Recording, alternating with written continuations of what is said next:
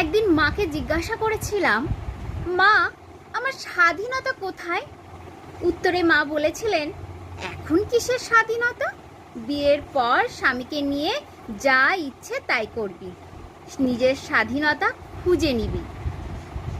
একদিন স্বামীকে জিজ্ঞাসা করলাম, আচ্ছা, মেয়েদের কি স্বাধীনতা নেই, শখ আহ্লাদ নেই? উত্তরে একটাই, বিয়ের আগে যা করেছো করেছো, এখন করা যাবে না, লোকে কি বলবে? ছেলে মেয়েদের মানুষের মতো মানুষ করো, পরে যা ইচ্ছে তাই করো। আজ আমার ছেলের বয়স 20। বললাম, আচ্ছা বাছা, মায়েদের স্বাধীনতা কোথায় বলতে পারিস?